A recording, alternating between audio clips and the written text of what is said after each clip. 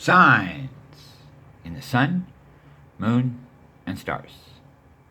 Here we are, family, back on Stellarium, hunting the signs for the escape of the bride. Today, we're taking a look at the moon in the constellation Taurus. For those of you who have studied MAZZAROTH and understand what we're seeing here, we're looking at an area of the constellation of Taurus that is between the horns. And this picture has been depicted in ancient artifacts all over the globe, with the moon in a crescent phase between the horns of Taurus. And what we're going to do today is we're going to dig a little bit deeper into what we're seeing and why this has been shown in ancient cultures. We're not going to just look at the surface, but we're going to dig deeper. So today, what we're going to do is first we're going to look at what's called the Silver Gate. And if you can see this area, I'm going to click out of the moon for a minute. If you can see this area where it's brighter and lighter, this area between the hand, if you've seen my previous videos, we've talked about this Silver Gate before. But between the hand of Auriga and the club of Orion, and at the foot of Gemini, and at the horns of Taurus, you have this area called the Silver Gate. Excuse me, my computer has been doing some freak out stuff lately. It's not participating. It's been really tough with Stellarium because it's really sensitive. It's the keypad. So, Silver Gate.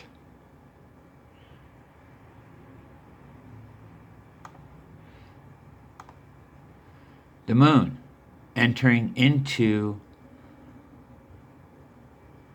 the horns of Taurus is entering into the Silver Gate. And when it's in this phase, it's high watch time. We just had the moon aligned with Pleiades, which is also a sign. If you are studied in MAZZAROTH, you're looking for these signs all the time, because the moon comes through each month and makes potential signs. The sun comes through each month and makes potential signs. Planets move and shift into different constellations to make different signs. And from what I've also learned, even the asteroids and the comets are all tied to making the signs. It's an unbelievable story that only a master in code and math could put together. It's so deep that I don't think that any man on the planet, even given thousands of years, could decode everything that's in the heavens. It is, I don't even understand how we're going to get a grasp of it until we're in the kingdom, because our understanding is so frail to everything that is presented. It's just grandiose when you really start to do the research and you start to understand what's being presented to us. So we have the moon entering into the horns of Taurus, and we also have the planet Mars that's in the constellation of Taurus. Mars is a sign of war, and it's also a depiction of the warrior angel Michael. And whenever the moon and Mars come into conjunction or alignment, we are always to look at the bride or the church having strife or war or division. And at this time with Mars in Taurus, we are seeing a lot of division within the churches, divisions in understanding. And at this time, we're supposed to be living in brotherly love and aligning like the Bereans to hear everything that everybody else is presenting with an open and glad heart, and then take it back to the Spirit. But what I see most people doing is, as soon as it doesn't align with what they've been taught, which is programming, they lash out in anger. It's very unbecoming of followers of Christ, but I see it in many cases that they're not even able to hear anything that doesn't align with what they have been taught. And this is not the Berean way. We need to understand that they were excited about hearing all of the different beliefs, because if you have a strong faith, then nothing will sway you, but it'll teach you how to speak with your brothers and sisters that may have a misunderstanding. And that's all it is we just have a misunderstanding of the truth. And the way of the Father is truth. And if you're able to present the truth, then it will be undeniable, and we shouldn't be fighting and arguing over it. But that's what's happening in this time. And it's being presented to us in the heavens, with the moon now in the constellation of Taurus. We see a great battle in the church, and maybe over the church, because of this kind of division. Because I believe it's the churches that have been promoting this type of war for thousands of years. We now have over 2,000 denominations of Christianity, and they all tell their flocks that their idea or their understanding of it is the only way that is acceptable, and that you're not going to enter the kingdom unless you do it their way. And nothing can be further from the truth. We're going to have some hard lessons to learn about how the Spirit works. We're going to do that in some future video series if we're still here.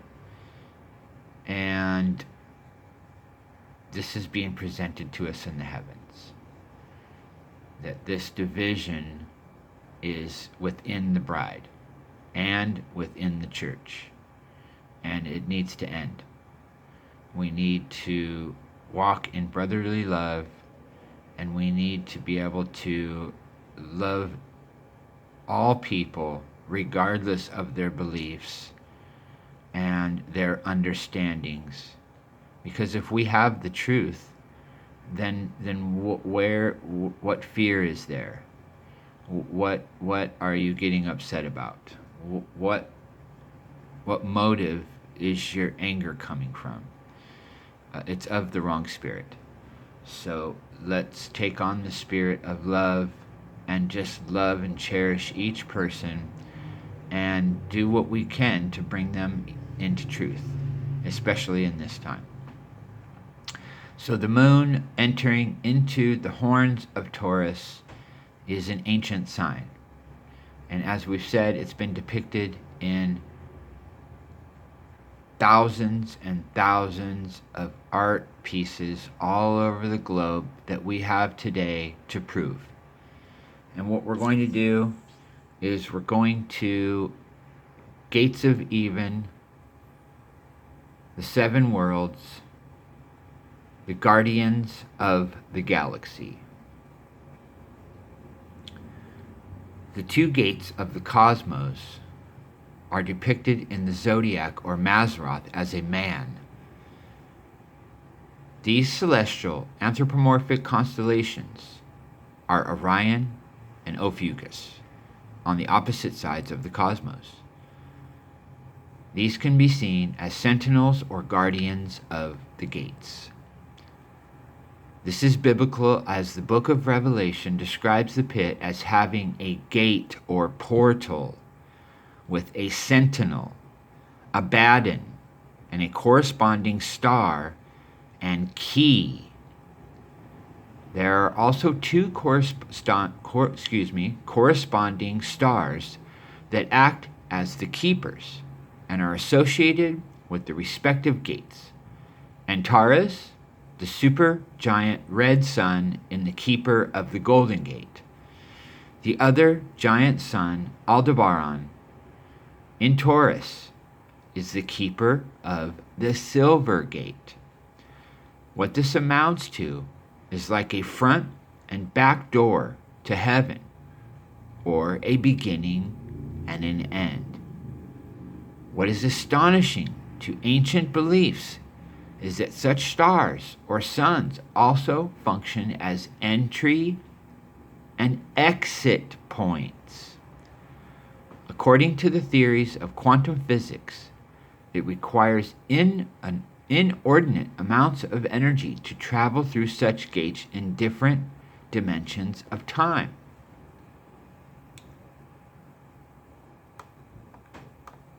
As noted, the Silver Gate has Orion as the sentinel guard. What is unique about Orion is that on the winter solstice, usually on December the 22nd, the sun exactly intersects this gate. Only twice per year, on the solstices, will have the shortest and largest span of light for the day.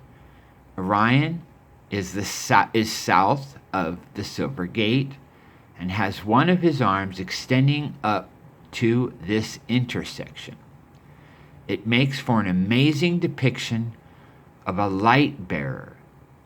Orion's depiction thus has a torch on his hand, corresponding to when the sun literally intersects this Silver Gate of man. In biblical interpretation, Orion is a depiction of Jesus Christ at his second coming. This will be the time when the overcomer comes in the bright radiance of his light that will destroy his enemies at his appearing. Esoterically, Many attribute this imagery as a depiction of Lucifer on one hand that sought to illuminate the great humanity, the forbidden secrets of heaven's fire, eternal life, of immortality and sacred knowledge.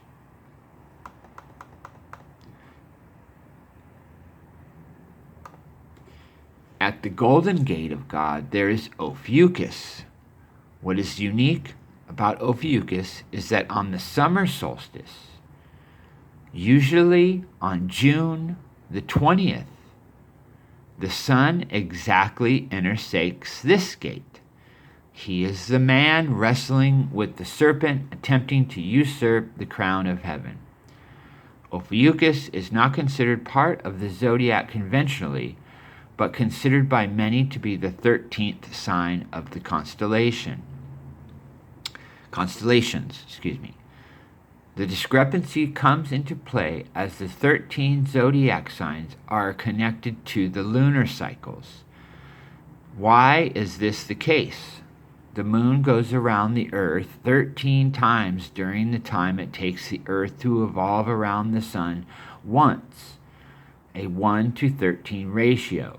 This is why most ancient calendars were 13 months in a solar year.